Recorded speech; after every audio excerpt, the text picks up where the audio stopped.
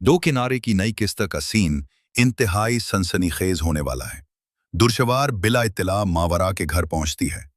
मावरा उसे दरवाजे पर देखकर हैरान रह जाती है, मगर तहजीबन कहती है, आओ शहवार, अंदर आओ, बैठो।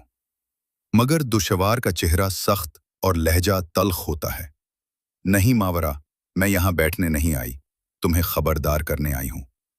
मावरा परेशान होकर कहती है, दुर्शवार, तुम कैसी बातें कर रही हो, मुझे कुछ समझ नहीं आ रही।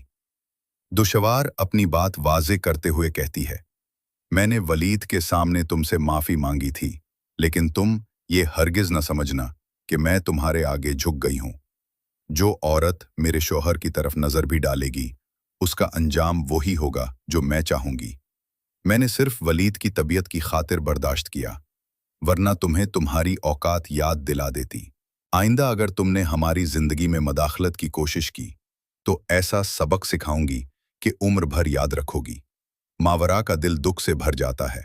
वो नरमी से जवाब देती है, शहवार, वलीद सिर्फ मेरी मदद करने आया था। मैंने कभी तुम दोनों के बेच आने का सोचा तक नहीं।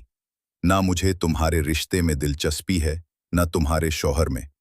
तुम दोनों खुश रहो, मैंने कभी तुम्हारी राह में रुकावट नहीं डाली। मगर दुर्शवार का लहजा मजीद सख्त हो जाता है, तो बेहतर यही है कि आइंदा मेरे शौहर के करीब भी ना आना। किसी शरीफ लड़की की निशानी नहीं कि वो शादीशुदा मर्द के पीछे पड़े। मावरा चुप हो जाती है। उसके आंखों में आंसू आ जाते हैं, मगर वो अपनी मां से कुछ नहीं कहती, सब कुछ दिल में छुपा लेती है। दूसरी तरफ दुर्शवार वलीद से बात करती है, अगर मैं तुमसे एक बात कहूं, बुरा तो नहीं मानोगे? वलीद नरमी से कहता है, नहीं दुर्शवार, तुम खुल कर कहो। मुझे लगता है मावरा की शादी हो जानी चाहिए, और मैं सोच रही थी कि अगर हम उसकी शादी अबाद से कर दें तो कैसा रहेगा। वो इसी घर आ जाएगी, उसे किसी परेशानी का सामना नहीं होगा। वलीद कुछ देर सोचता है, फिर कहता है, हाँ, शायद तुम ठीक कह रही हो, मगर वो नहीं